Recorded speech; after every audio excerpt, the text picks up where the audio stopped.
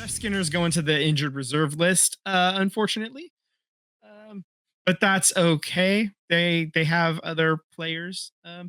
Anyway, so over this last week, the Sharks get the win in overtime at Minnesota on last Tuesday. You had goals from Will Smith and Graf had the overtime winner. Celebrini assisted on both of those goals. Askarov had 28 saves on 29 chances. That's a 966 save percentage. For those of you keeping score at home. And then on Thursday, they lose 2-0 at Calgary. We both took the easy out, and both of us lost that one. Askarov only gave up one goal. The second goal was an empty netter on that game. That was a 971 save percentage for Askarov on that one too. So he's been crushing it these last few games, man. He's really picked it up after that start. We were texting a little bit back and forth about the games, and the goalie play is so much better this year. I know it started off a little rough, but as the season is, coming along, both goalies have played really well. Askarov is now getting a majority of the starts, and he's been playing lights out. He's been playing really good. Yeah. It's the defense in front of him that is not as good. There's been some mental lapses, especially with Orlov. When Orlov is your best defenseman out there, that spells danger, right. Which was made evidence in the game at Seattle on Saturday when they lose 4-1. Ned was in net for that game, 19 of 22, which is a little bit worse of a save percentage, 864. Not all of that was Ned's fault, though. Wenberg got the lone goal for the Sharks. Celebrini and Eklund assisted on that one. But that was Tyler's pick for win of the week. Also took the L on that one. So nobody adds to their totals for this past playing the hypothetical game. Can you imagine if we were just if we did get that number one pick and Matthew Schaefer was a Shark, the difference that he is making on the Islanders? Yeah. That would have been sweet. If ifs and buts were wishes. Yeah. Anyway. Oh man, that would have been so cool. Anyway. Yeah. So right now the team is currently sitting in 7th in the Pacific, 13th in the West, though. 8 wins, 8 losses, 3 overtime losses because you get the losers points. And so they're sitting at 19 points in the standings. For our win of the week challenge, I have 2 points. Both you and Tyler have 1 point each. For the upcoming games, all 4 of these games are at home. They host Utah on Tuesday, the Kings on Thursday, Ottawa on Saturday, and Boston on Sunday. So, my friend Sam, what game do you want to take for your win of the week? Ooh, we got Mammoth, Kings, Senators, and Bruins. Yeah.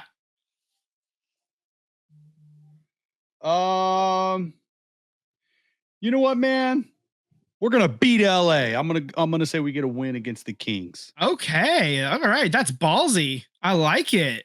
Okay, I like that. I like a little beat LA. So I'm going back and forth between Ottawa and Utah. I feel like you know what? I'm going to take Utah tonight. That game tips off in just about a half an hour from now. So I'm gonna know real early if I got my win of the week this week. We'll have to text Tyler and get his pick for win of the week later this week, and he will not be able to get Utah because that game starts in 30 minutes unless he tells me within 29 whether he picks Utah. Right. So just kind of looking ahead, the Sharks, I'm kind of excited. It's we talked about it as the season started. We wanted to see improvement, right? We wanted to see this team just kind of not be bottom dwellers, not be fighting for that number 1 overall pick in the standings. We want them to have their number luckily be drawn like the Islanders did for the number 1 overall pick. We don't want them to be like have the best odds to get it, right? Like that was the dream, right? So fortunately that's kind of what's happening right now is they're kind of playing a little bit above where a lot of other people thought they would be, but not us. We thought that they would be a little bit better, right? We didn't have them like fighting for a playoff spot necessarily, but we had them causing problems for people. We had them I think we hovering around 500, which is where they're at exactly. right now. Just kind of making some noise. Celebrini is making it really difficult to leave him off of the Olympic roster right now. That's what's crazy is the state of California is the state of hockey right now because Anaheim is leading the Pacific. The LA Kings are in second place right now, and the Sharks are at 500. That's kind of was unthinkable to start the season. The Ducks might make the playoffs. So the Kings might actually win this division. Which is kind of like strange to think about. It's a little less likely. I think the Ducks might actually make the playoffs. That was I thought that they might be like the last team out.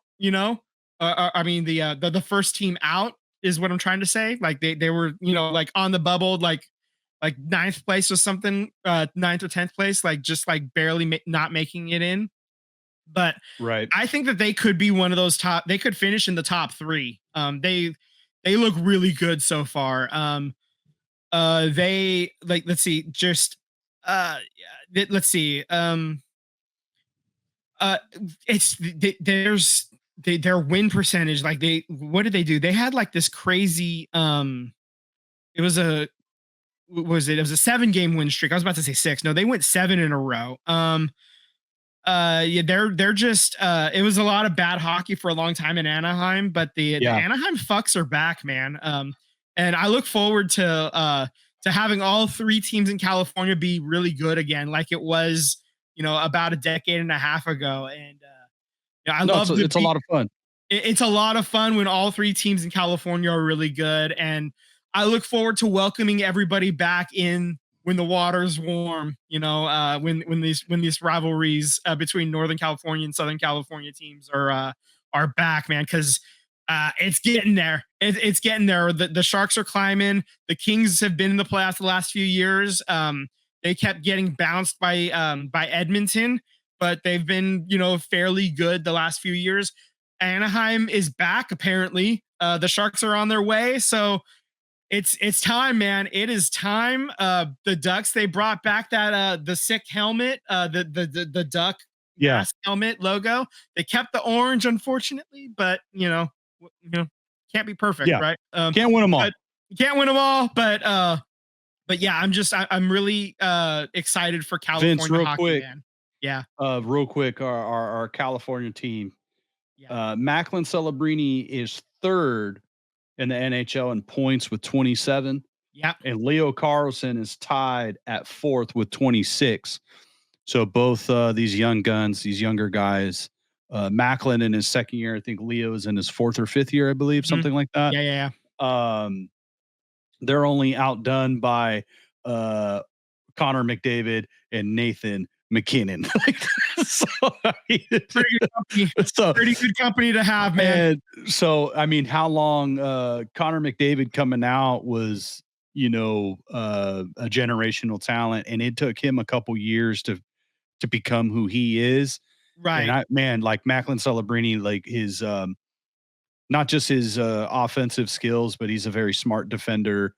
So he's already becoming like a freaking threat on both offense and defensive, in his in hockey, so it's amazing to watch him grow and to watch him become, where he's heading.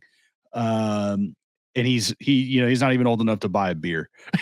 Yeah, at least not here in America. Yeah. North of the border, he's good. But yeah. So it's just great Uh to see, yeah.